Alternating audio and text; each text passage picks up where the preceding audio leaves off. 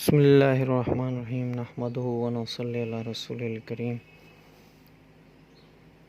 اما بعد فاعوذ باللہ من الشیطان الرجیم بسم اللہ الرحمن الرحیم ارسلک رسولا بالہدی ودین الحق یظہرکم علی الدین کلہ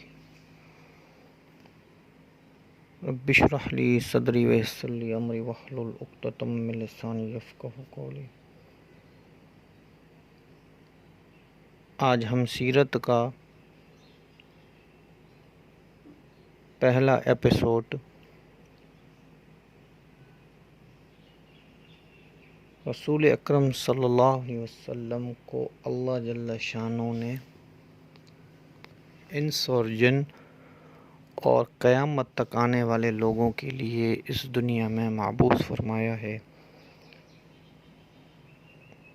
ان کی ہدایت، ان کے رہنمائی کے لیے، کیونکہ ہر نبی آیا ایک مدت وقت کے لیے آیا، پر نبی پاک صلی اللہ علیہ وسلم کو اللہ جل شانہ نے قیامت تک لوگوں کے لیے بھیجا ہے۔ اسی لیے اگر ہم آپ علیہ الصلوۃ والسلام کی سیرت مبارکہ کو شروع کرنے سے پہلے کہ آپ علیہ الصلوۃ والسلام کی سیرت مبارکہ تو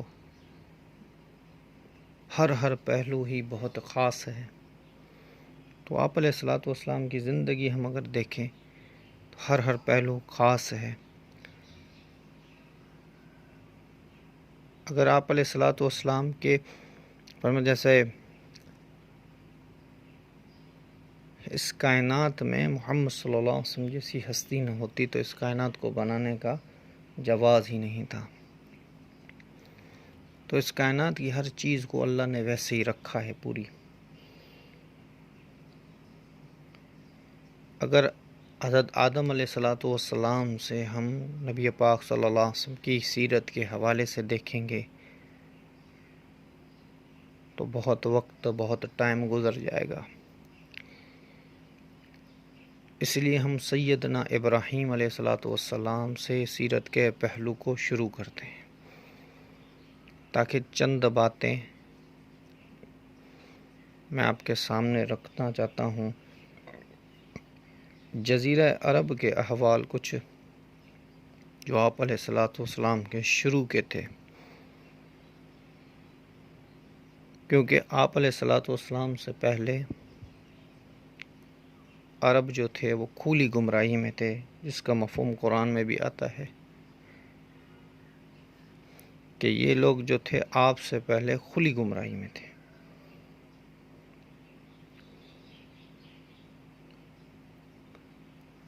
عرب میں 3 قسمیں ہیں، عربوں کی 3 قسمیں ہیں۔ ایک ہے باعدہ، دوسرا ہے مستعربہ، تیسرا ہے عاربہ۔ جو باعدہ ہے وہ بہت ہی قدیم ایک عربوں کی نسل ہے، کیونکہ اگر قرآن نہیں بتاتا تو ہمیں پتہ ہی نہیں چلتا قوم عاد کے بارے میں، قوم سمود کے بارے میں، قوم لوط کے بارے میں، ان کے بارے میں ہمیں پتہ ہی نہیں چلتا، پر اللہ جل شانہ نے قرآن میں فرمایا ہے، اسی لیے ہمیں ان قوموں کے بارے میں پتہ ہے۔ یہ قوم ساری جو ہیں یہ مکے کے، خیبر کے، مدین والے رستے پر یہ قوم ساری آباد تھی۔ لوط علیہ الصلوۃ والسلام کی قوم جو تھی وہ عمان میں اور اردن کی طرف، عمان کی طرف آج بھی مشہور علاقہ ہے ان کا، مروہ کی بستی ایسے ہی کوئی نام ہے اس کا، تو وہاں پہ آج بھی ان کی ایک بستی ہے جو بالکل ویران ہو چکی ہے، پر اللہ جل شانہ نے ان کی نسل کا ایک بھی آدمی آج تک کوئی زندہ نہیں بچا، سب کو ختم کر دیا اللہ نے۔ اور عربوں کی دوسری جو نسل ہے وہ ہے مستعربہ۔ یہ وہ عربی ہیں یہ وہ عرب ہیں جنہوں نے دوسروں سے عربی لغت سیکھی، دوسرے عرب سے عربی لغت سیکھی پرانوں سے.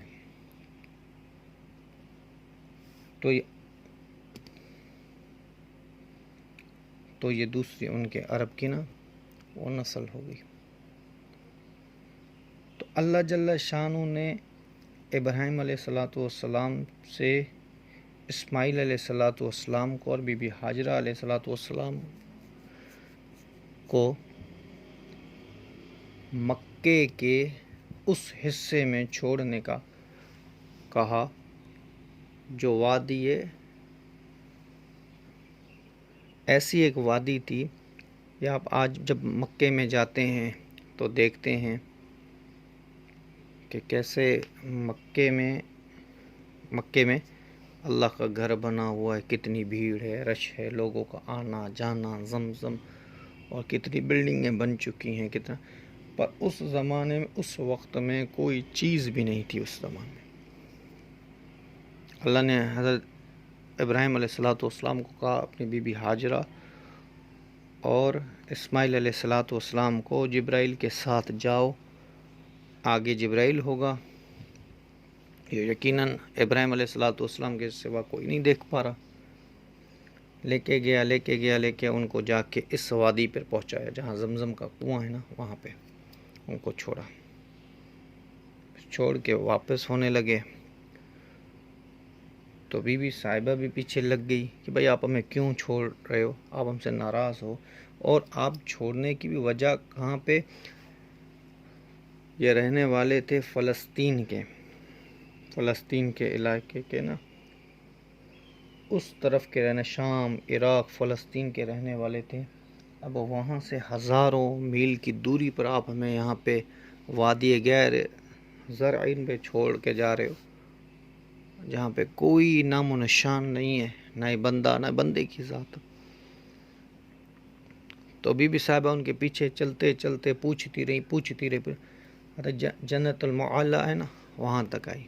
یہ اوپر کا حصہ اعلیٰ ہے نا، جنت معلیٰ، جنت کا نام پڑ گیا اوپر کا، یہاں تک بی بی صاحبہ. اور یہ مکے جو کعبے والا حصہ یہ تھوڑا سا نیچے ہے، نیچے کی طرف ہے. اب یہ بھی تو سوچنے کی بات ہے نا کہ اللہ جل شانہ نے اسماعیل علیہ السلام سے کیوں آخر کعبے کی خدمت لی. ابراہیم علیہ السلام اسماعیل علیہ السلام سے کیوں کعبے کی خدمت دی. ابراہیم علیہ السلام کی دو بیویاں تھیں، ایک کا نام بی بی ہاجرہ، دوسرے کا نام بی بی سارہ. اور بی بی سارہ سے اسحاق علیہ السلام کے بیٹے یعقوب علیہ السلام، پھر یعقوب علیہ السلام کے 12 بیٹے جس پہ یوسف علیہ السلام، پھر اس سے اور نبیوں کی نسل چلی ہے، موسیٰ علیہ السلام، عیسیٰ علیہ السلام. سارے نبی جو تھے وہ حضرت اسحاق کی اولاد میں سے تھے. اللہ جل شانہ اسحاق علیہ السلام سے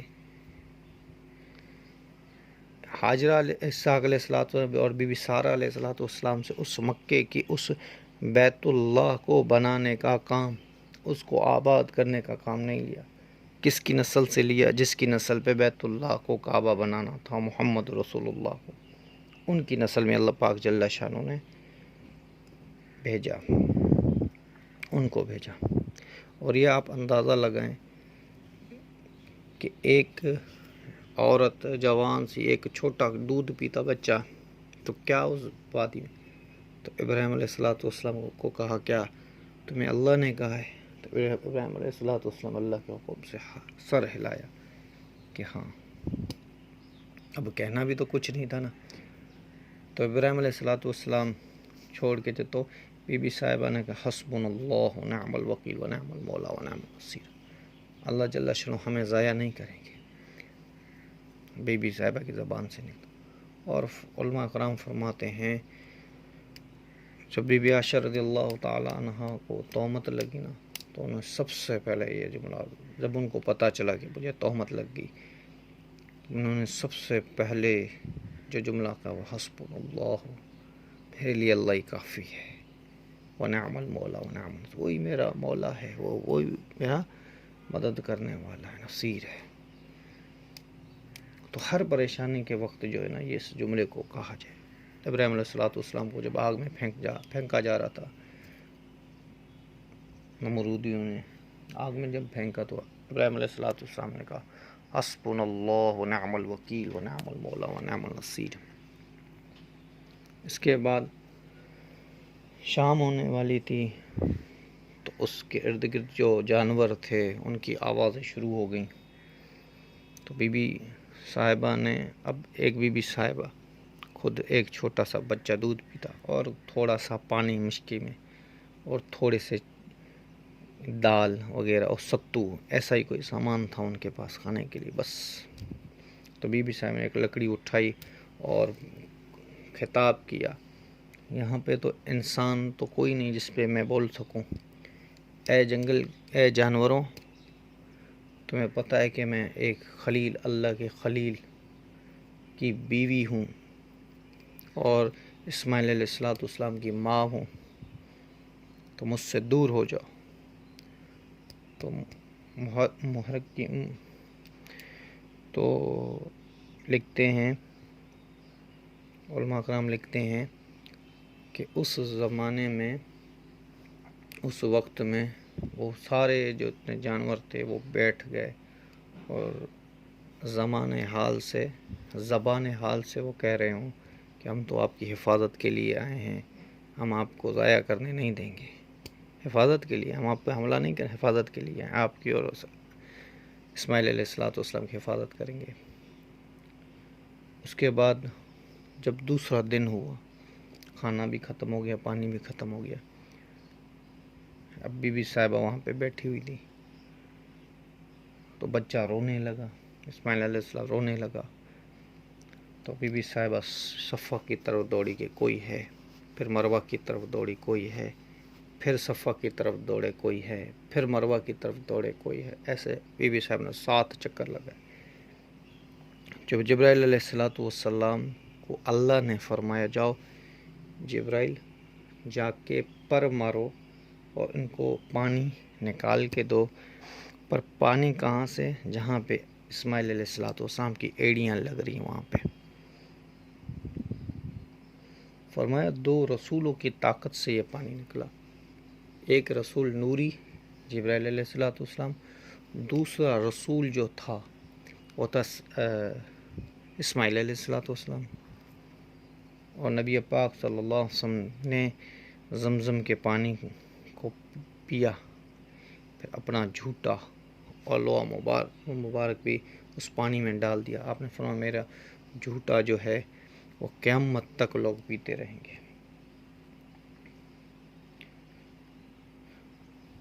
تو سیرت کا پہلو جو ہے بڑا خاص پہلو ہے ہمارے لیے اور ہماری زندگیوں کے لیے۔ ہم مسلمان ہو کے بھی حضور اکرم صلی اللہ علیہ وسلم کی زندگی سے اور اسلام کی زندگی سے بہت دور ہیں۔ تو فرمایا سب سے جو قیمتی پانی، اور جس حاجت کے لیے پئیں گے اللہ اس حاجت کو پورا کرے گا، زمزم کا پانی کے بارے میں آتا ہے۔ اور شرف کی بات ہے کہ 3 نبیوں کی نسبت ہے اس پانی کی طرف، اور فرمایا کہ زمزم کے پانی سے اوپر اگر کوئی پانی دوسرا ہوتا، تو جب نبی پاک صلی اللہ علیہ وسلم کا فرشتوں نے آپریشن کیا تھا تو ہر چیز جنت سے لے کے آئے تھے، واحد پانی تھا وہ زمزم کا لے کے آئے، کیونکہ وہ اتنا قیمتی پانی ہے۔ اور زمزم کا پانی یہ جو ہے یہ قیامت تک رہے گا۔